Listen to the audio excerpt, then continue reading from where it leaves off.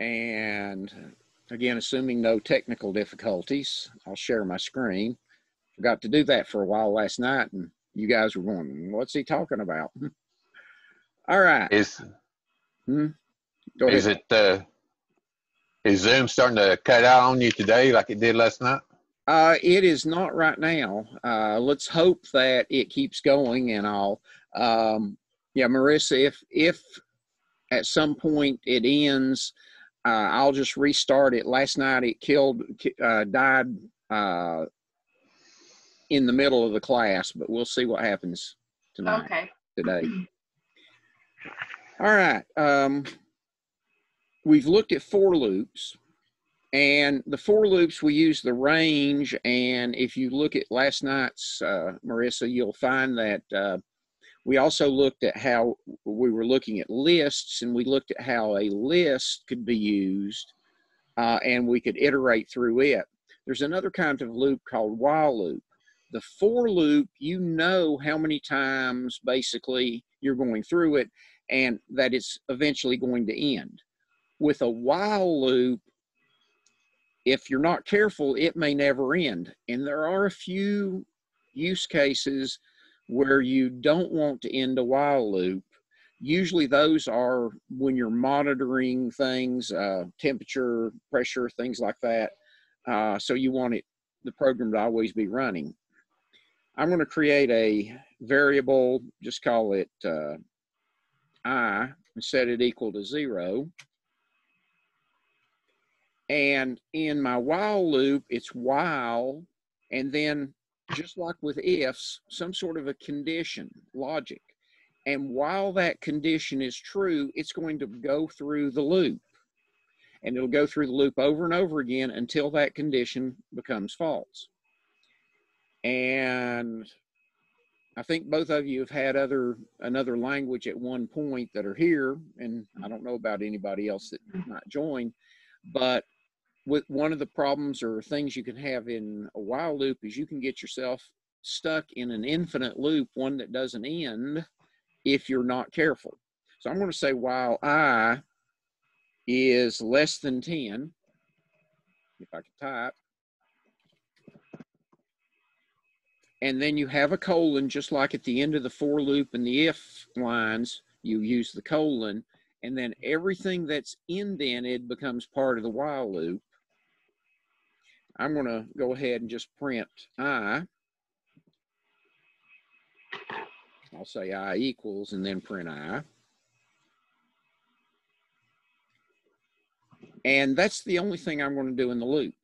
Now, when I run it, I said you could get caught in that infinite loop. I'm intentionally going to do that this time. So this is not, I do that enough by accident, but this time it's not.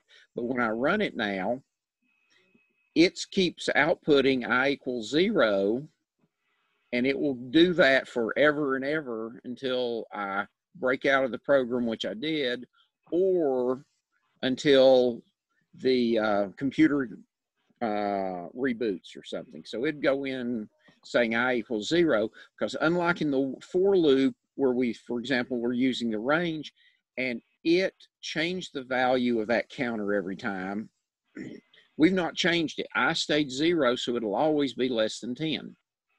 Well, we really don't want that.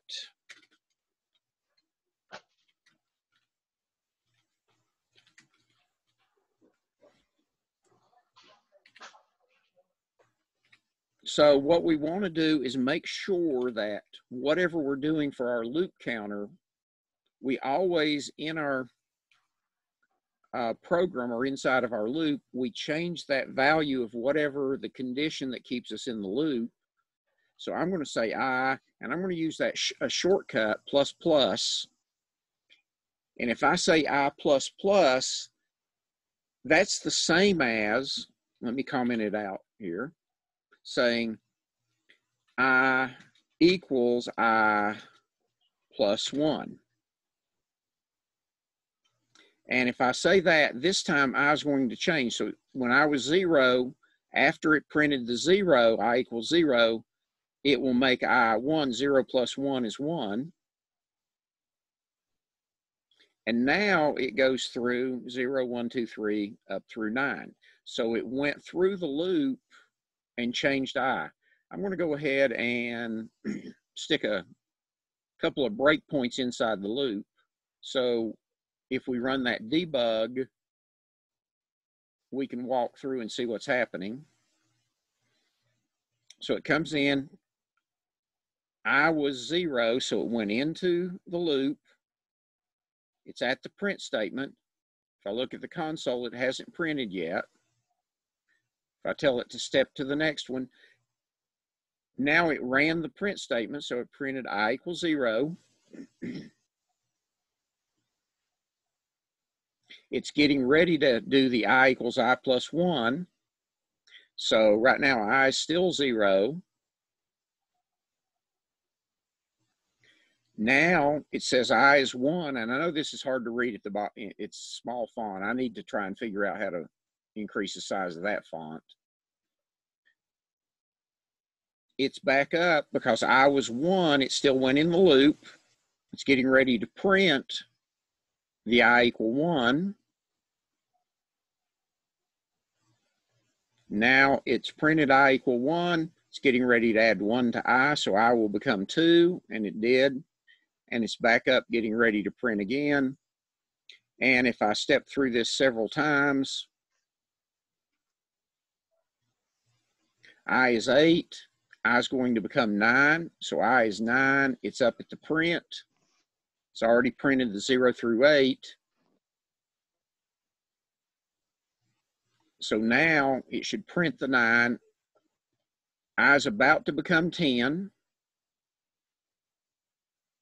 And so when I run it now, it exited because I became 10, and that met the exit condition. So with the while loop, it's going to go through that loop over and over again until you reach the exit condition. Questions there? No, I don't have any. No.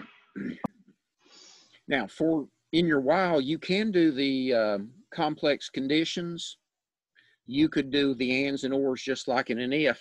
You don't see that very often, but occasionally you do. I'm going to say total equals 0. Remember, you always set totals equal to 0. And what I'm going to do is, in addition to adding 1 to I, I'm going to say total is equal to I plus total. And I could have used a shortcut for it.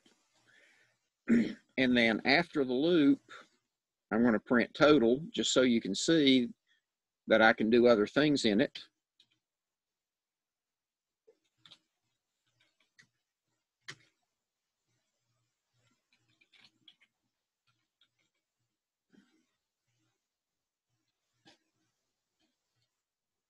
And when I run it, it says 0 through 9, and the total is 45. It took the 0 and then added it to the 1, then added the 2, and so on, and got us the 45. Would it matter what order the total and the I equals I plus 1 are in?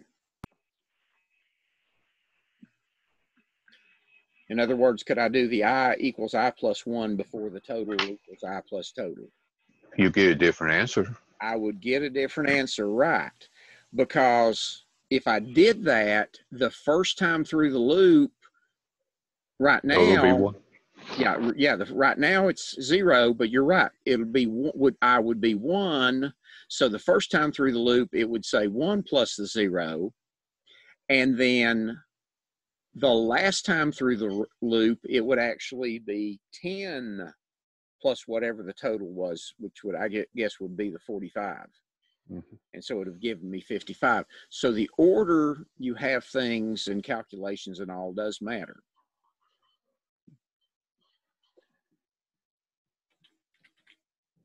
One of the things you often use a while loop for is for allowing the user to enter data. So this time,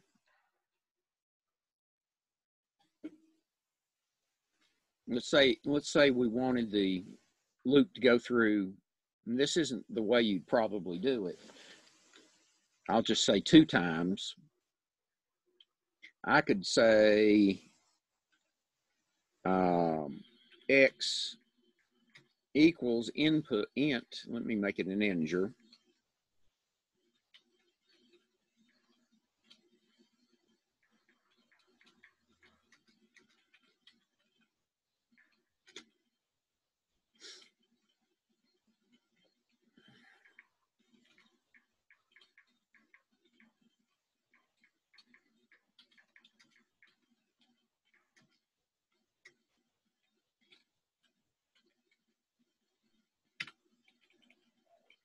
So this time, if I run it like this, it's going to ask for the user to enter a number. They enter a number, convert it to an integer, and then print it. And it'll do that as long as I is less than 2. I made I 2 because I didn't want to enter a lot of numbers. And I could have totaled those or whatever. Enter a number 1, enter number 2. The total was 0. I could total up those numbers.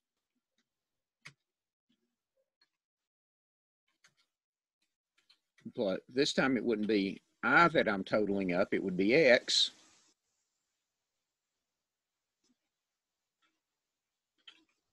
And it says the total's 4. So I could do that. Again, here, doing it this way, I have to know how many times through the loop. So instead of doing it that way, a better way of doing it would be to have a particular number you were going to enter that was a stop condition.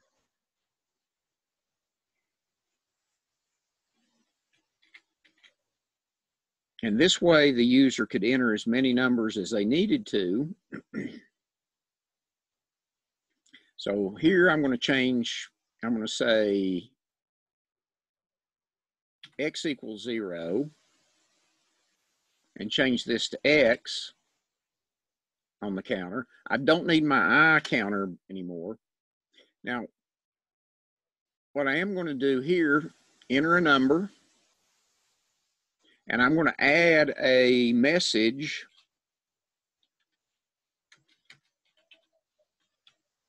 And I guess I should maybe put the number 0, or they might type a 0. So I've told them to enter a number and then 0 to exit.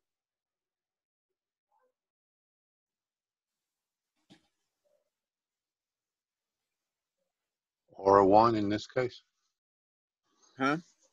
Or a 1 in this case. 0 or a 1. Well, no, I need to fix my while loop, don't I? Yeah, you're right. I got ahead of myself talking. So I would need to say the x while not equal 0. And so as long as they enter some number that is not a 0, and I need to fix this.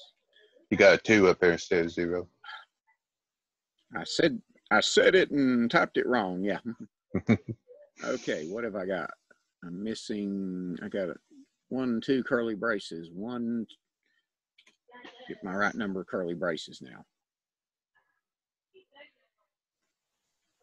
So if I run it now, well, I started x at 0. It was already at the exit condition. So that's not going to work if I leave it that way. X is 0, so it's already the exit. So I need to actually make x something other than 0. It won't matter in the total because x is going to change values before it does the total. So let me enter 5. It says enter another number. 10 says I entered a 10. Enter another number. 15. And then 0 to exit. And it says, okay, the total's 30. 5, 10, and 15 was 30. Now, by using the 0 to exit, this last time it did add that last number to the total, But it really didn't matter because if I add 0 to something, it didn't change the total. So in this case, I was okay doing it that way. There are other ways of doing it, but in this case, to get the total, I was good because I'm adding a 0, and 0 is not going to affect the total. But you can use a while loop in situations where you don't know how many times you're going to go through the loop. If I was entering grades, I don't necessarily know ahead of time how many grades I need to enter. So this would have worked for entering grades.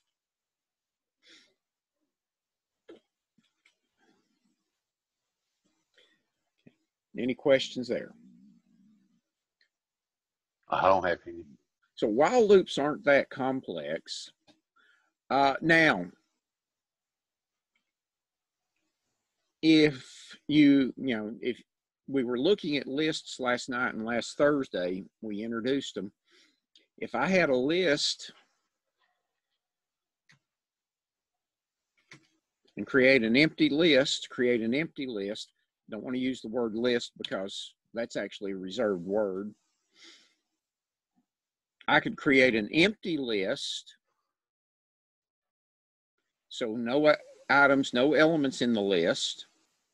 So I could ask the user to enter a number.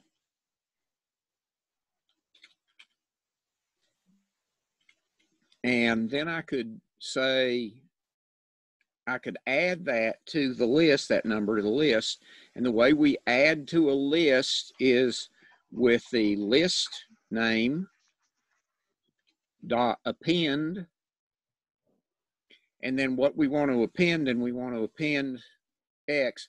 Okay, it's giving me that running out of time, so it may kick us out shortly. If it does, we'll just log back in.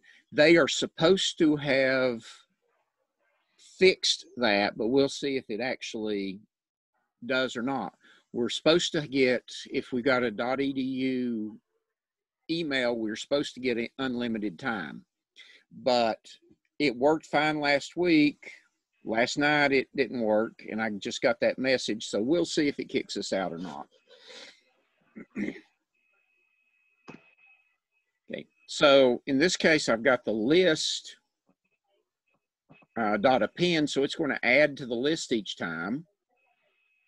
And after I get done, I'm going to go ahead and print the list.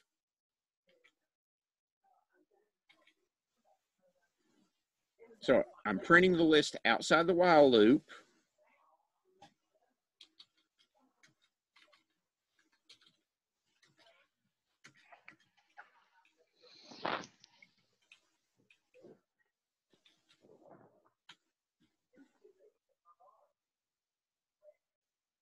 So when I run it, 5, 40, and 20 this time, and then I'll hit 0. That should end the list, and it created the list. But notice the 0 is actually part of the list. And if I don't want the 0 as part of the list, I'd have to do something else. But you could see here, I could create a list. If I wanted to enter 100 grades or 1,000 grades, I could do that.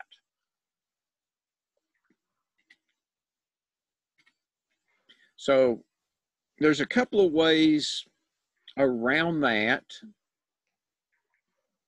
And one of the ways, I could ask for the first number before the while loop and then do my append in the while loop, and then at the end of the while loop ask for the next number. That would work.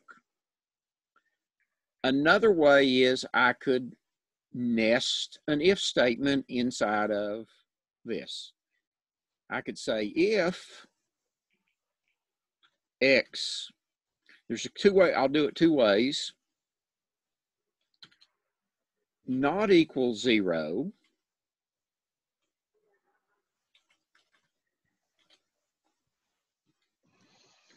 then I would append the list.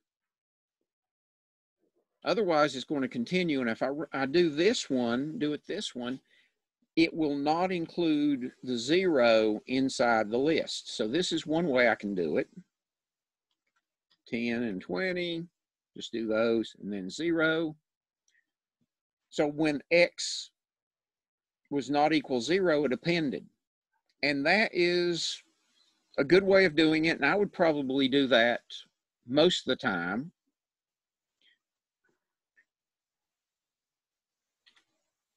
But another way of doing it there is with an if statement, or well, it's normally enclosed in an if statement. It doesn't have to be. There are two things that you can put inside of loops, and normally they are inside of if statements in it. And one is break and the other is continue. In this case, whichever way I did it would do the same thing. So if I instead said if X equals 0, if I do break, what it's going to do is whenever it goes inside the if, it will break out of whatever loop I'm in. So it says, don't even go back up to the top and check it. Break out of the loop and go on.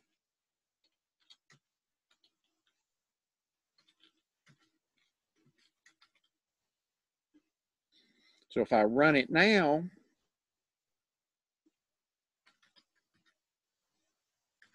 ten, 20, and 0, what it did was broke out of the loop, and then it came back to it. So if I go ahead and put a breakpoint in here and debug it,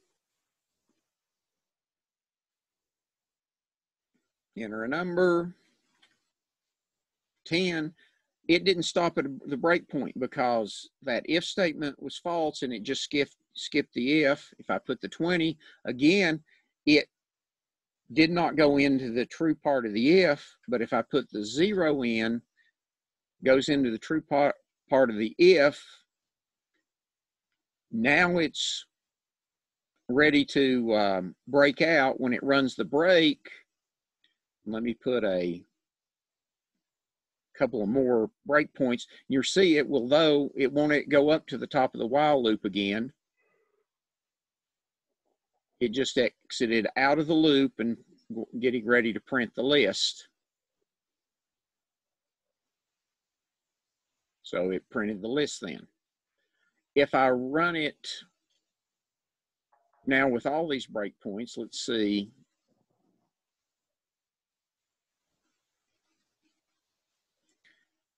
So it's at the first breakpoint, it's at the while. X is 1, so it's going to go into the loop. It's going to ask for the number. So pop over the console. Oh, it hadn't asked for the number yet. I got ahead of myself. It's asked for the number, so it's sitting there waiting. Type the 10 in.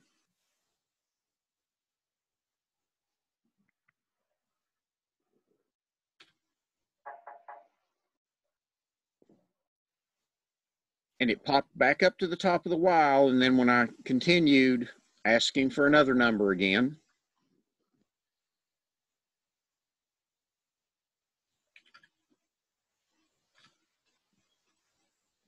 So it's up at the top checking the while loop.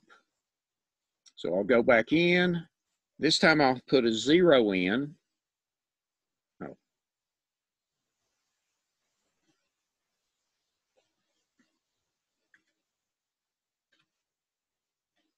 And notice it's in the loop at the break. And it came on down. It never went back to the top when I do the break. Once it says that, it says exit out of that loop that you're in. So you can use a break. Sometimes, in this case, we did want to break out. Sometimes on certain conditions, you may want to skip whatever the rest of the stuff is in a loop and just go back up to the top of the loop and see if you are at the exit condition or not. And So if we did that and I put a continue in here instead,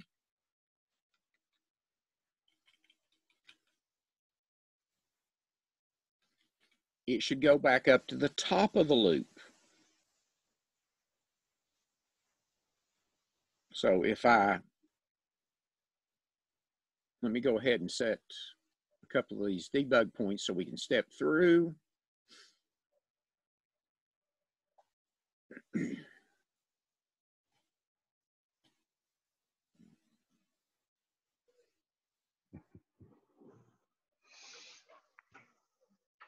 Okay, so it's at the while loop. X is 0, or I'm sorry, X is 1, it's not 0, so it's going to go into the loop. So it came down, went into the loop. Now I need to enter my number. I'll enter a 10. It's going to check the if. Well, the if's going to be false, so it's going to skip the continue and come down to the bottom.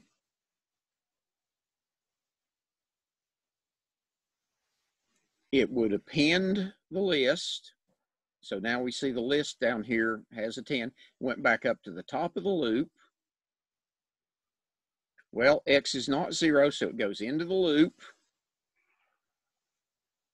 I'm going to just go ahead and enter the 0 this time. The if is true. So when I tell it to go on, it's goes in. And notice it popped up to the top of the loop this time. It hit that continue, and the continue said, hey, go back up to the top of the loop. Now it's going to actually check X's value. X is 0, so it will exit the loop. But you could have other reasons other than that